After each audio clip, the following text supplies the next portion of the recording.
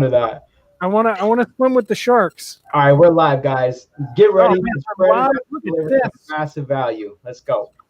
Let's do it. All right. What's going on, everybody? I know there's a bit of a lag time out there, but we're hanging out with some cool people. This is interesting.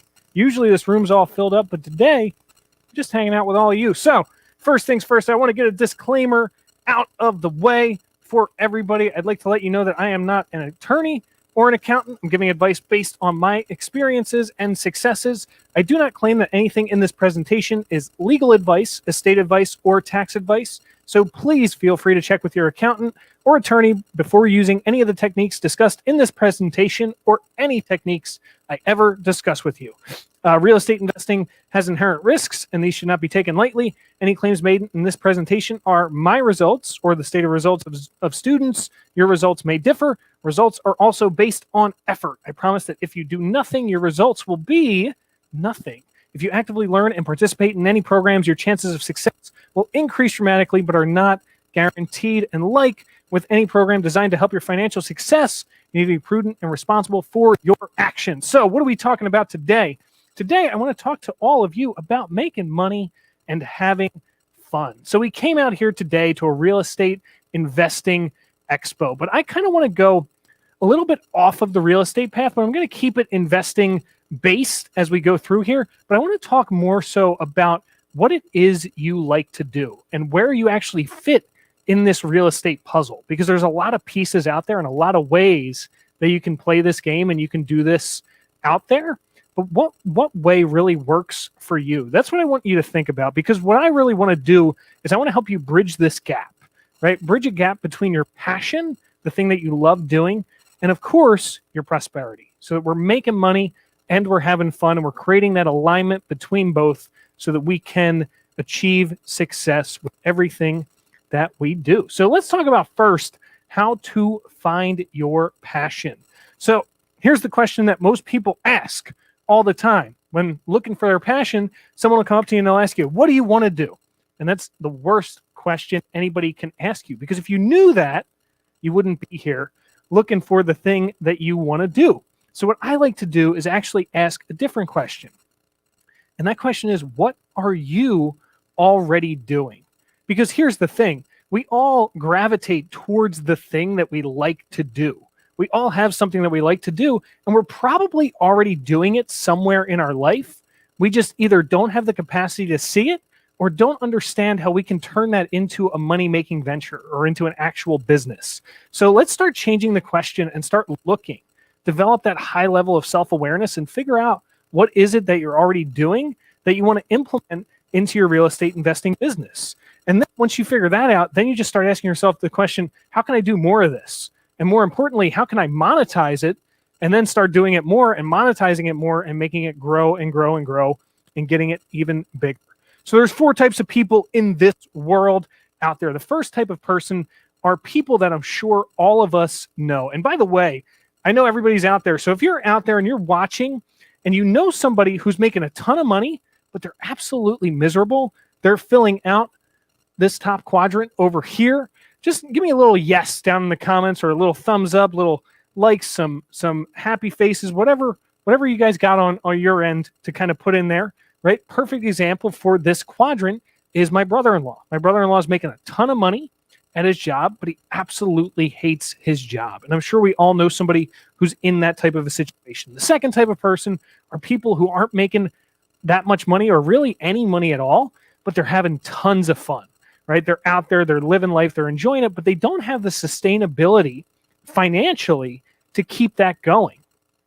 The third type of person, unfortunately, are people who aren't making any money and they aren't having any fun either. And these type of people exist. But what I really want to focus on is this quadrant right here, where you're making a ton of money and you're making you're having a ton of fun out there making all of that money. My goal is to help every entrepreneur and investor move into this quadrant where you're making a ton of money and you're having a bunch of fun as well. So let's get you there. So let's bring this back to real estate. I want to ask all of you a question. What type of investor are you? Because look, there's so many different ways to go out there and do real estate, but they don't all fit for you. One of the interesting things about this business is that we see people who have high levels of success in this business, but they may not be achieving that success in the area that works for us. Some people are achieving success in wholesaling. Some people are achieving success in commercial real estate, buying apartment buildings, whatever it might be. We want to figure out what's right for us or what's right for you, and then do that.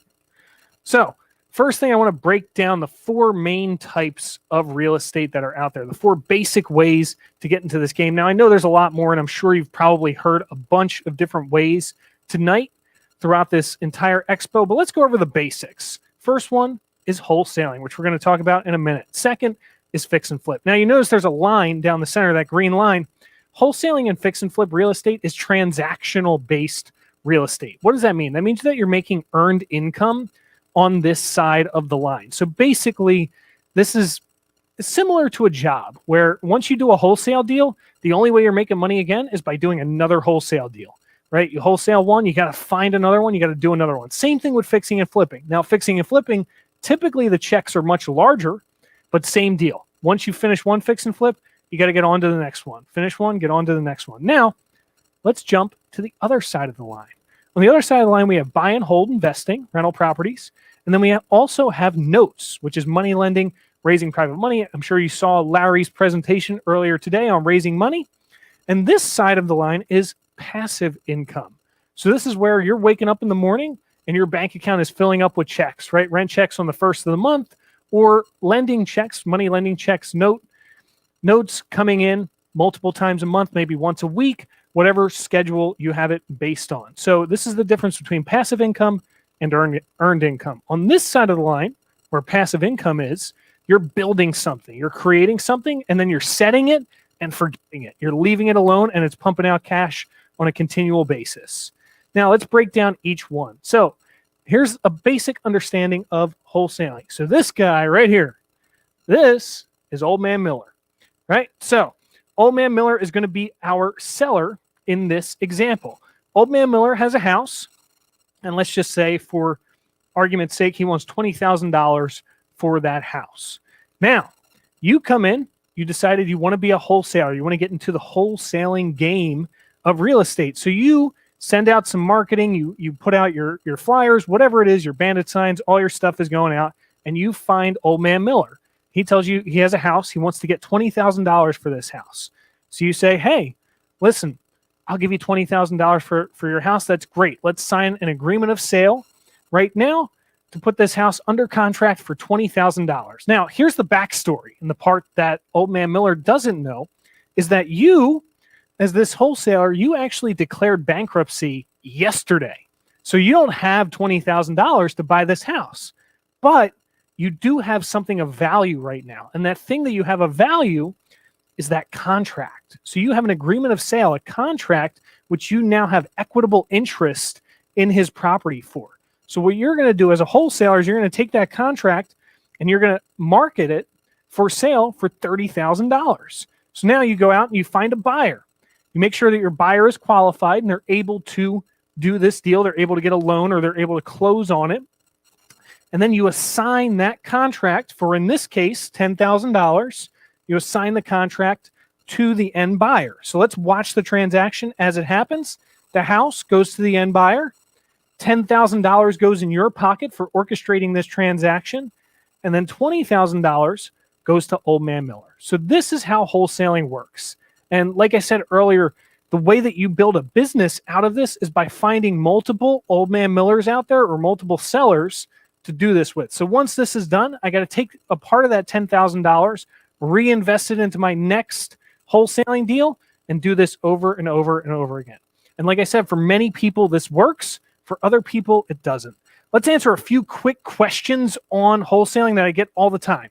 What if I can't find a buyer? Everybody worries about this in the beginning, and there's really nothing to worry about. 2 really cool things that can happen. 1, you can buy the house yourself. You buy the house yourself, you do a fix and flip, and now you make $30,000 or $40,000 on it instead of $10,000. That's option number 1. Or option number 2 is you walk away from the deal, right?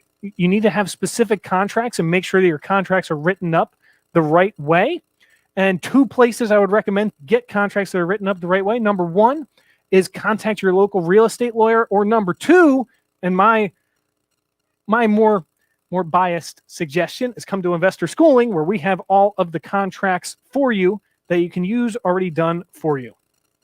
What if the seller asks for proof of funds or earnest money deposit?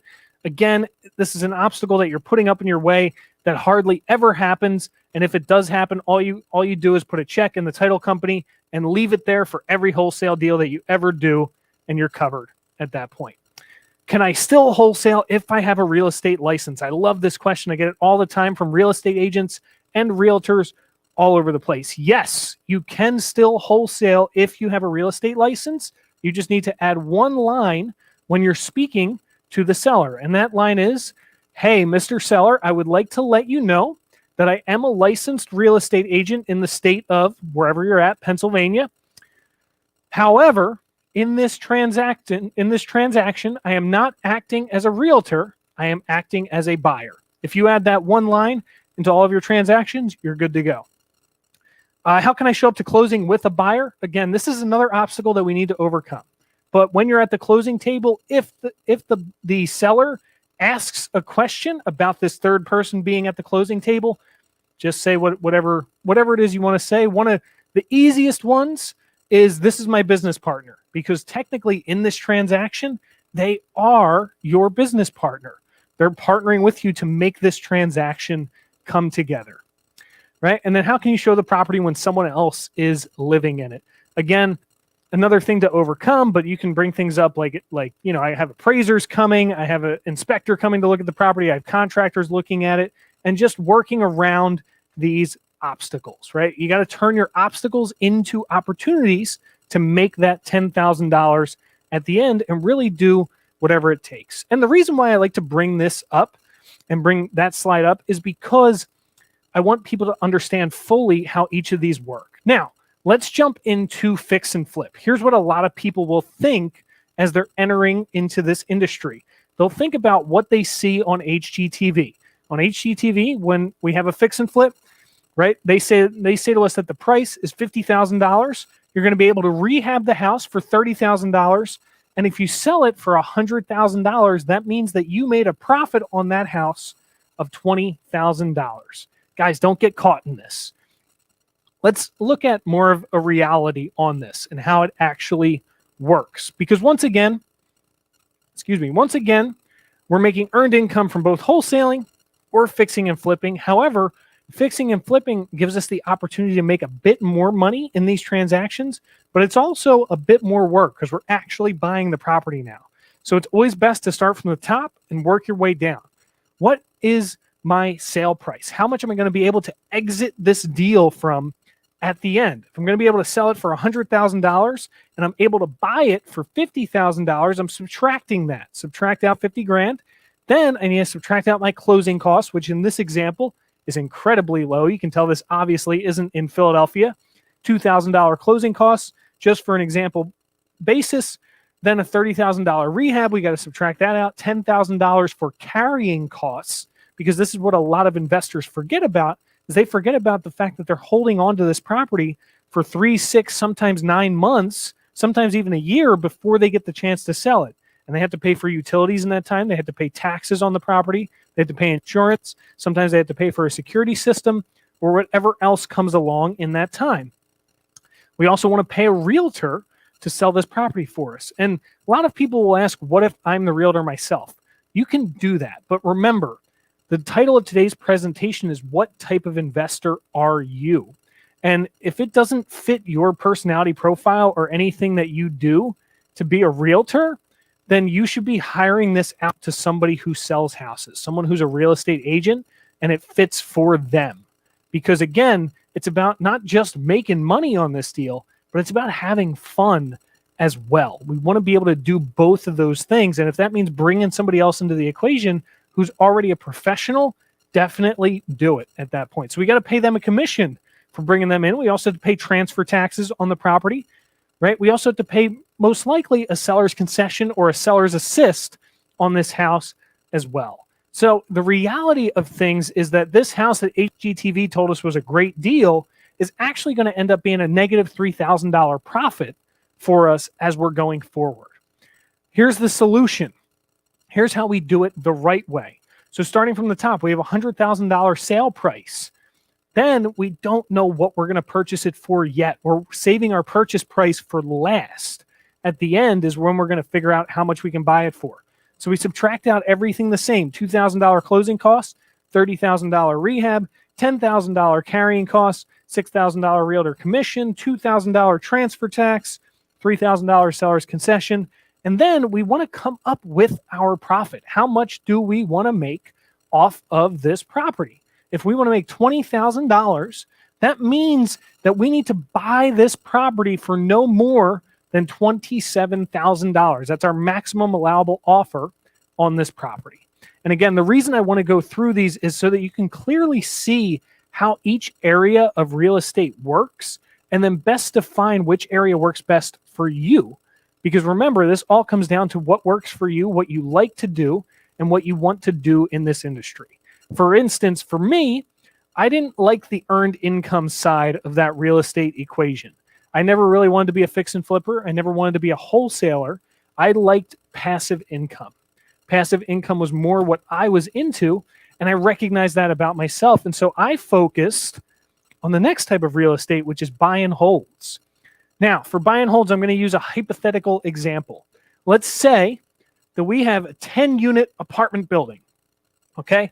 We're going to buy a 10-unit apartment building. It's 10 units. They're renting for $1,000 each. So that means that we have a gross operating income, or a GOI, of $10,000. Now, if we subtract our expenses, our utilities, taxes, insurance, and all that other stuff, that makes $4,000 worth of expenses. That means that we have $6,000 net left over of net operating income. And if we annualize that out, multiply it by 12, that gives us $72,000 a year. Not a bad net income from a rental property. But the question to always ask is, how are we going to buy it? If we do this the traditional way, we're going through a bank. Now, you heard from Phil Falcone earlier, and he said he hasn't used a bank since, I think, about 2008. And I agree with Phil, and I'm going to show you why in this slide. In fact, the first time I ever saw this presentation done, my mind completely blew at that point. So if you go to the bank, they're going to tell you that you need a down payment of $150,000 because, let me talk to you about how much this property is. It's worth, the value of the property, or the ARV, the after repair value, is $900,000 for a 10-unit apartment building. But you're able to buy it and rehab it, acquire it and rehab it for $500,000. That means instantly at the point of purchase, you have an equity spread of $400,000. What does that really mean? If you do 2.5 deals of this, you're a millionaire. You're a millionaire in equities at that point, 2.5 deals later. So if you go to buy a $500,000 property from a bank, they want 30% down, which is $150,000, and they will finance the other $350,000. Now, if we do this, that puts a mortgage on the property of $24,000, which makes our net operating income decrease to $48,000 a year.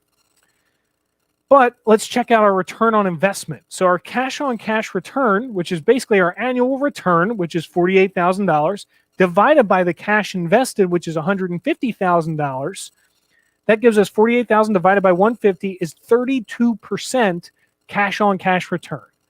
Not bad compared to the bank accounts that are out there. 32% return, it's a great return. However, here's the hurdle or the hiccup. Where am I going to get that $150,000 from? Right? How am I going to do this with $150,000? Let me show you something. I want to show you how buy and hold investing works. And this is the reason why I decided to become a buy and hold investor, because of this next slide. This is what happens if we go to the bank first. Let me show you what happens if we go to the bank last. Now, same property, same incomes, same value, same everything. This time we're going to go to the bank last, and we're going to do all the things that we learned in this real estate expo so far when it comes to raising money. We're going to go to hard money lenders. Maybe we're going to go get private money. We'll go get other investors involved. We'll get lines of credit. We'll use credit cards. We'll use self-directed IRAs, whatever it is, to raise the $500,000. So we raise $500,000 to buy this property, but we owe our lenders money. So let's just say that we owe them $50,000 in interest payments. So our total cost for this property is $550,000 on this property. Right now, after we buy it, we rehab it and we stabilize it, we get it rented out and we get it producing this $72,000 in income. Then we go to the bank afterwards. We go to the bank afterwards and we say, hey, bank, I own a property. It's worth $900,000 and I want to refinance it with you. So the bank says, we'll give you a 70% loan to value on this property. So we'll give you a loan for $630,000. Now, remember, you have $550,000 invested into the property, but they gave you a loan for $630,000. Now you go back to all of your lenders and you pay them all back. Thank you so much. Thank you so much. Thank you so much. Because you're paying back all of your lenders, what does that mean for you as an investor? That means that they're going to want to invest with you again in the future. So you want to make sure that you're making these payments back to them because now they're going to want to do more deals with you. In fact, they might even call up their friends and talk about how great of an experience this was. And now you're growing your pool of private investors, or you're growing your pool of money lenders out there to lend you money to do deals. But here's the other really great part as well, is that $630,000, which is the loan that they gave you, minus $550,000, which is what you owed to all of your lenders, is $80,000 left over. There's an $80,000 overage. Do you know what that is? That's tax-free money that goes into your pocket. Absolutely tax-free because it's a loan. Now, we have a mortgage on the property, which is $45,000, which gives us a $27,000 cash flow. So our cash flow is a little bit lower from the property, but check this out. Let's calculate our return on investment once again. So $27,000, which is our return, divided by our cash invested, which in this case is zero, none of our own money is invested, gives us an infinite cash on cash return. That means on your first month, that first rent check that comes in, that's 100% profit coming to you. This is the reason why I wanted to become a buy and hold investor as opposed to a transactional investor who's wholesaling. Now, am I saying that wholesaling is bad and you shouldn't get involved in wholesaling? No, absolutely not. There's a lot of great wholesalers out there. Phil Falcone runs an amazing wholesaling company. You heard from George Beatty, who runs one of the biggest wholesaling companies in Philadelphia. You can absolutely have success being a wholesaler, but it takes a different type of person, a different mentality, and a different goal, a different place where you want to go for it. So you want to determine where you want to be. So this is often referred to as the BRRRR strategy, where you buy, you rehab it, you rent it out, you refinance it, and you repeat the process and do it all over again. And this is absolutely something that anybody can do with any property. Now, let's look at some creative strategies. Let's just say that you go to Old Man Miller and you want to wholesale his house, like in our first example, right? And you want to sell it to this end buyer and make $10,000. But for whatever reason, it doesn't work. Now, in this example, I want to say that we keep the house. Now, there's tons and tons and tons of things that we can do with this asset at this point. But I'm just going to keep it simple and say that we want to fix and flip this house now. So we want to fix it up. We want to hire a realtor. Realtor finds us a great young couple to move into the house, and we're going to make $20,000 on the back end of this house. But let's say that that couple has a hard time getting approved for their mortgage. So this strategy didn't work, but we still have the house at this point. This is really a creative thinking slide. This is meant to get the wheels in your head turning and see how far is your knowledge of creative acquisition strategies, or in this case, creative exit strategies, ways to make profit out of these properties. This is really what it comes down to and determines your level of success in real estate, is how well you can analyze and determine what to do with each of these properties as you're moving forward. So I'm just going to give one example here, but I know that there's tons of different ways to do this. And the example that I want to give is turning this scenario into a lease option.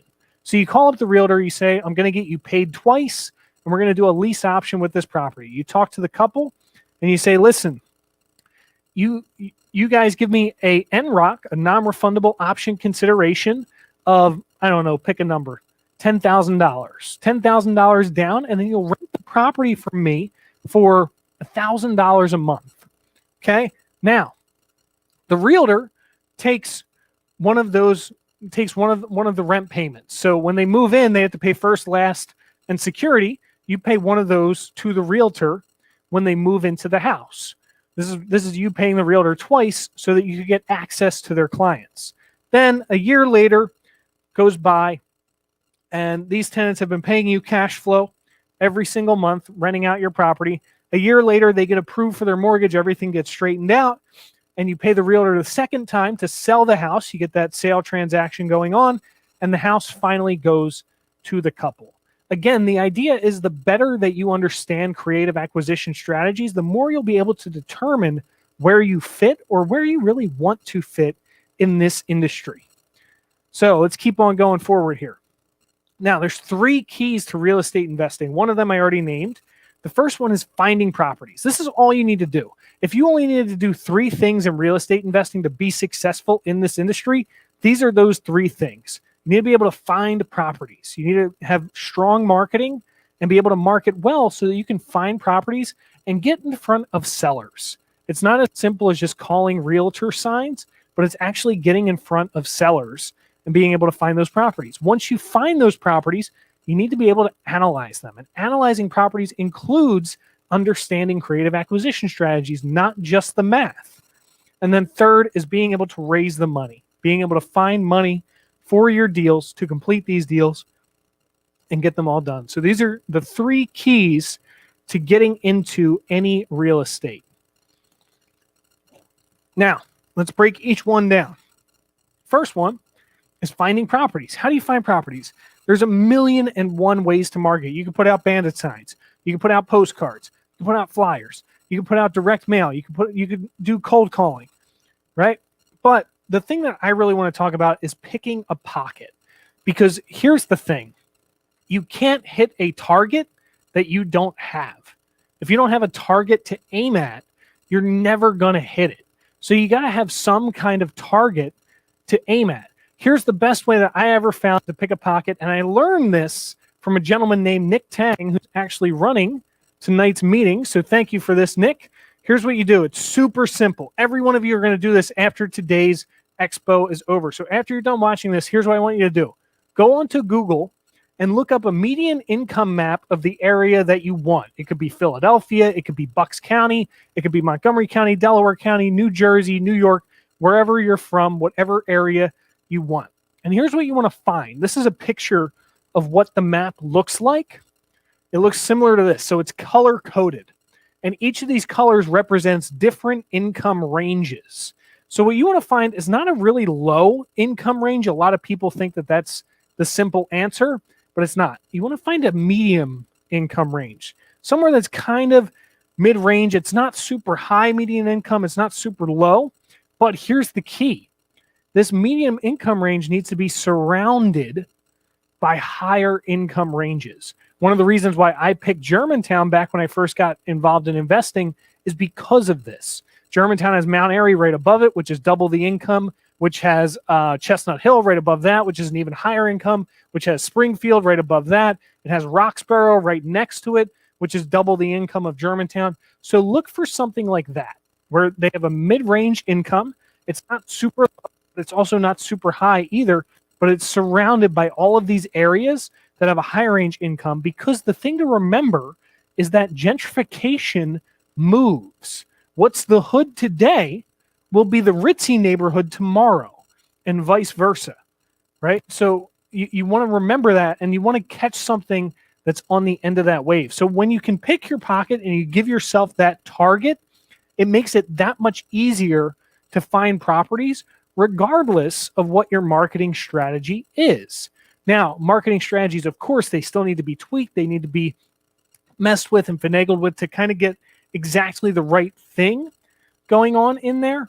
But when you have this target, like I said in the beginning, it's that much easier to hit that target because it's there. Now, let's talk about analyzing properties. Now that we know how to find properties, let's talk about how to analyze the properties. 2 steps. Number 1 is running the numbers, being able to do the math that we did earlier, the math on how to do a burn strategy, how to do the buy and holds, the math on how to do fix and flip type deals. You even need to be able to do basic math on wholesale deals. One of the best things you can have in this business is access to the MLS. So if you are a realtor, you already have access to the MLS. You want to teach yourself or learn how to run comps, how to run very accurate comps, or as accurately as you can for real estate investors. It's not as simple as just pulling a CMA out there, a comparative market analysis. It's a little bit more complex than that. You got to look at the pictures, you got to go in, you got to take your time, and you got to be able to do it. Now, if you're not a realtor, there's two things that you can do. Number one, you can get your real estate license. And in fact, I encourage people to get their real estate license, because if you want to play this game for real, if you want to be serious about it, you got to get in there. You got to get in there and play it full on. And one of the coolest things about being a real estate agent is that you get access to the MLS as well. But the second thing that you can do if you're not a real estate agent and you don't desire to become a real estate agent is partner with a real estate agent or find somebody who has access to the MLS that can get you access to the MLS as well. Because from here, you're going to be able to find ARVs, or after repair values of properties, and run your numbers from there. But here's the second way to analyze properties. And this is the more elusive way, the way that most people miss. And that's being able to understand creative acquisition strategies. Because here's the thing, the house will always dictate the type of deal that you do in real estate, not the other way around. A lot of people try to force this. They try to put out a bunch of marketing and they're dead set on one strategy. I want to buy every house subject to. You saw Larry do a subject to presentation and you got all hyped up and you're like, you know what? I'm going to buy every house subject to from now on. But here's the thing. You could be walking away from deals that are making you well into 5 figures on them because the only strategy that you know, or the only strategy that you're looking for, is a subject to strategy. Don't do that. You want to have a full gamut of strategies and understand different things. You can understand subject to, understand seller financing, understand lease options like we talked about earlier. The house is going to tell you what's best for that deal. What's the best thing to do? Now, the more creative strategies you know, the more houses you'll be able to buy because you'll recognize the strategy that works at that point. Short sales is another strategy. What I'm saying is this. Don't try to specialize in one type of strategy. Know as many strategies as you can. Understand as many strategies as you can, and then start marketing.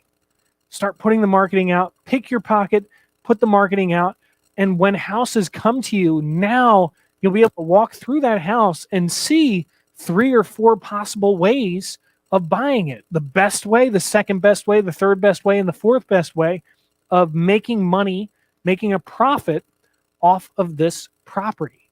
So the more you know, the better off you are. Understanding 1031 exchanges, another really advanced, kind of more of an exit strategy than an acquisition strategy, but still, you want to understand that as well. And that brings us into the third key to investing in real estate, which is raising money.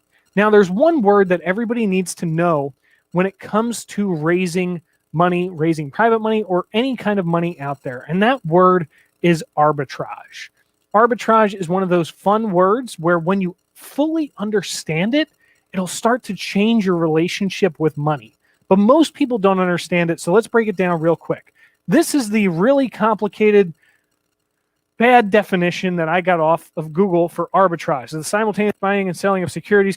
Don't worry about this, right? This is the simple way to look at arbitrage. Easy example. If something costs you $3 and you make $6 off of it, you now made $3 in arbitrage, right? Retail is the easiest way to look at this. If you buy a t-shirt from Walmart for $10 and they were able to buy that t-shirt, Walmart was able to buy that t-shirt for $5 at a wholesale price, they made $5 in arbitrage off of it. If you're a wholesaler, you're basically arbitraging contracts. You're arbitraging contracts as a wholesaler. When you fully and completely understand this concept, this is when you will realize that you always have access to all the money that you'll ever need. A lot of people are afraid of debt. They step away from debt. They want to try to be debt free. Me, I'm the exact opposite. I love debt. I want to accumulate as much debt as possible because I know how to use it. I know how to arbitrage that debt and make sure that that debt is actually benefiting me and making money for me instead of taking money away from me. Because debt is really just a tool. And a tool can do a lot of damage or it can do a lot of good depending on how we use that tool. Right? So if I use a credit card to buy real estate, let's go through an example here. And my credit card bill is $100. So I used a credit card. I bought a piece of real estate with it. And now I have a bill every month on that credit card. I have to pay $100 on that credit card. But the tenant that I put in my property is paying me $300 every month. That means I'm collecting $200 in arbitrage over that $100 payment, and I'm not even making the payment. The other way to look at this is if I spend $30,000 on a credit card to buy a property, and then I sell that property and I make $50,000, I pay off the $30,000 debt on the credit card, and I still have $20,000 to put in my pocket. This is understanding arbitrage. This is understanding how money works. And here's a simpler example outside of real estate. If you purchase a piece of furniture from a yard sale or from eBay or Facebook Marketplace or something like that for $50 and you sell it for $150, this is what will be known as retail arbitrage. Same idea, just not using real estate in this example. So that is it. If anybody has any questions for me or anything, I got about a minute or two left on here and then I got to roll out. But if you have any questions or if you just want to say, hey, let me know where you're tuning in from, let me know. And we'll check the comments from there. But otherwise, we are good to go. Hey, Elijah, you still on there? Wonder if Elijah's here. Elijah, are you still there? All right. I wonder if we just close down, or are you closing me down, Elijah? What are we doing here? Elijah, Nick, I think Nick's sleeping at this point. But regardless, I hope that helped. I hope you got something out of it. And I'll chat with you guys again very soon. So have a good one, everybody.